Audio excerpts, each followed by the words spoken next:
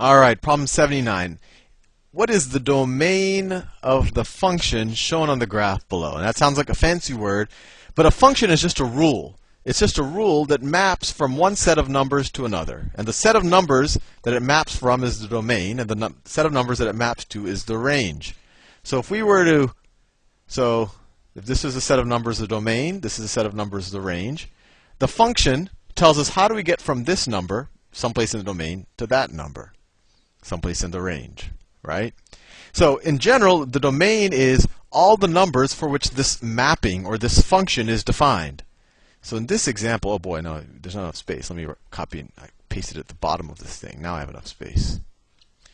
Okay, so let's see. So the domain is where is this function defined? So let's see if we.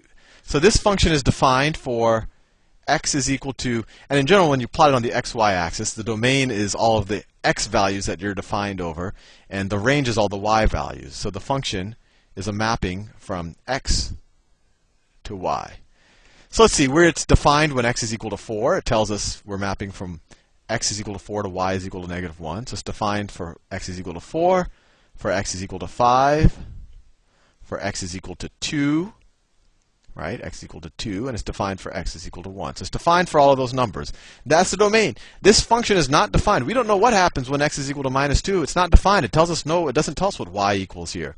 So these are the only numbers for which this function is defined. It tells us that 4 maps to -1, 4 maps to -1, that 5 maps to -2, that 2 maps to -5, and that 1 maps to -4.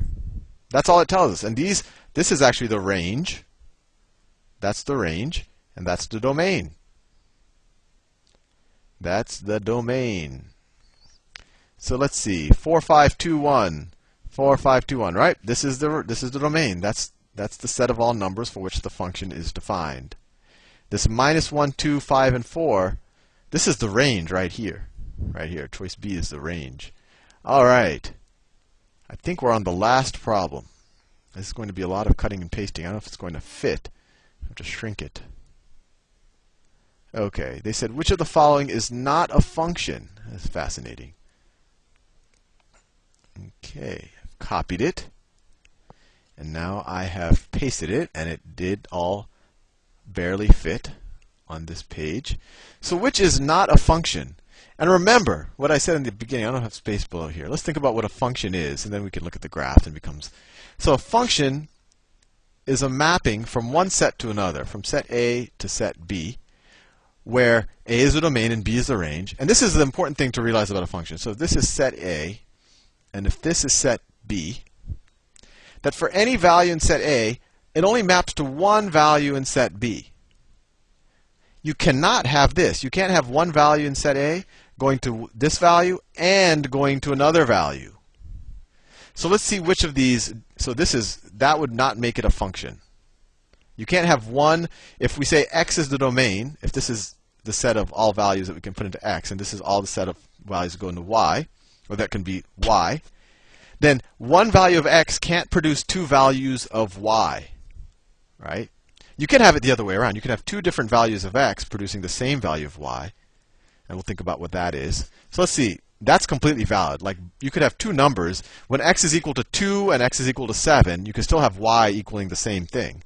But you can't have x equal, say this is x is equal to 5. You can't, x equals to 5 could be y is equal to 7, or x is equal to 5 could be y is equal to 8. We don't know that. So let's see. Let's think about how we can visually think about this.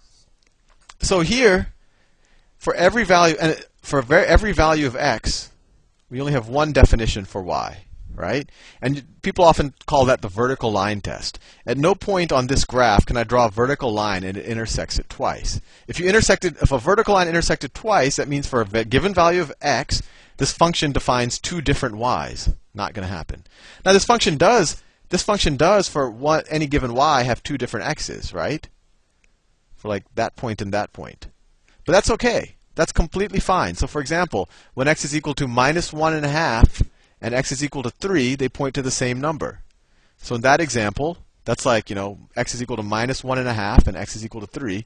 They both point to the same number.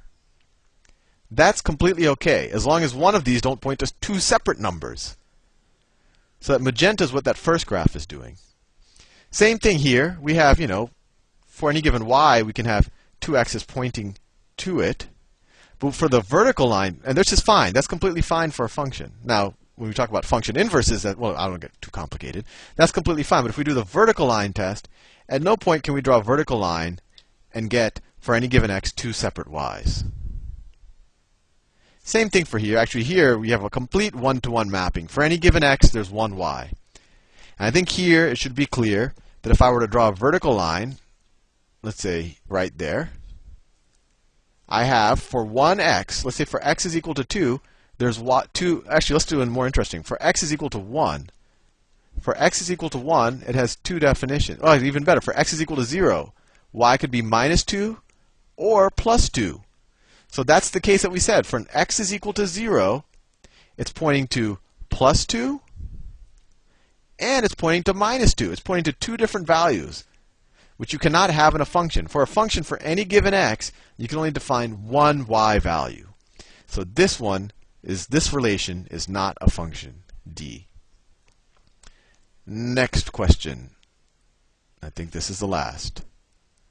Gets a page on its own. Oh, that was the last question. Was that? Did I skip a problem?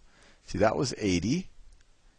Oh, I did 79. Oh, that's it. We're all done. All right. See you soon.